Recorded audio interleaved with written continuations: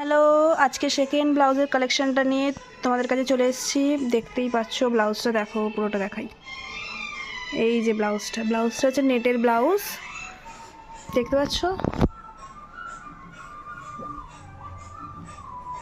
এই যে দেখো, 3/4 হাতা, এখানে স্টোন বসানো রয়েছে।